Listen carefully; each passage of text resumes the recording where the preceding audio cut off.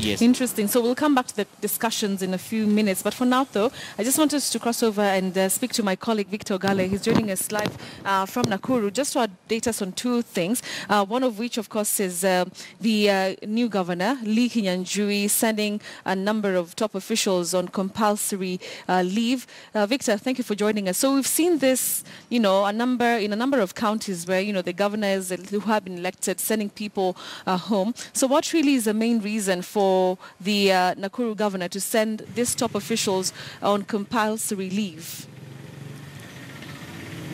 Well, Lee Kinyanjui's main reason for doing that, remember, he sent over 120 county employees on compulsory leave, touching mainly on issues to do on departments such as the procurement department and the finance department, as well as county administrators and sub-county administrators. His main reason for doing that is to curb, rather avert issues to do with corruptions, which he says have been curtailing the county for a long time. He says this is time now to act on that vice. And with me to delve deep into the issues, governance expert here in Nakuru Weekly for Oguda. Oguda, very good morning. Just tell us, what is the reaction to what Lee Kinyanjui did yesterday? Fine. I'm Weekly for Oguda, born and brought up in Nakuru. I've schooled here. And I don't think Honorable Lee Kinyanjui has any moral and legal mandate to send people on leave. In fact, we're being told they're on compulsory leave.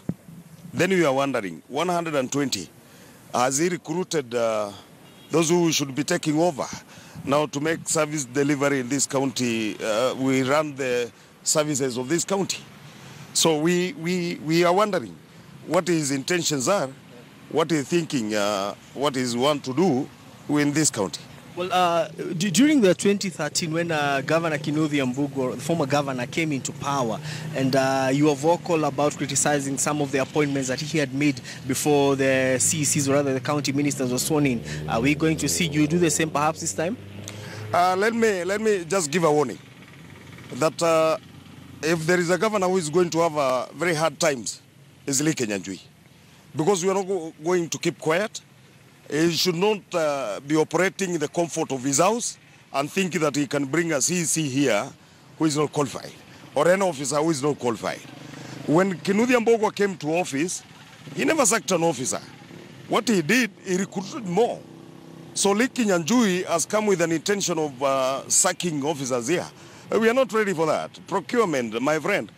If there is any department that is very important, it's procurement. But when you send somebody home and then you don't recruit anybody, or you just bring somebody just new who doesn't know anything, then service delivery is not there. Well, Betty, you had it, different views, different reactions from Nakuru County, and Oguda says that Lee might have a hard time in office, but however, Lee acting, he knows why he did that. He also has parameters, rather measures are in place to do whatever he did. So back to you, Betty. Just before I let you go, let's just also talk about the plastic bag ban. How is it being taken back in Nakuru? Well, Betty, the ban on plastics, just as it is in most parts of the country, of course, there are those that are gaining, there are those that are feeling the pinch, like in supermarkets. Yesterday, remember, it is a back-to-school season. Pupils and students are reporting to school, and there was a hassle. I'll give you an example of a supermarket that is just here next to where we are, along Kenyatta Avenue, where one student was forced perhaps to remove some of the things that he had in his bag so that he can accommodate the little shopping that he had bought for himself going to school, because there is a government ban on use of plastic bags. And when you go to where the boys, or rather the hawkers who use polythene bags to sell next to the market, just a few meters from here in town, they also say that they're out of business, because now they were used to selling polythene bags at 10 shillings, 20 shillings or 30 for the bigger one to people who are coming there to buy groceries. But now they're out of work.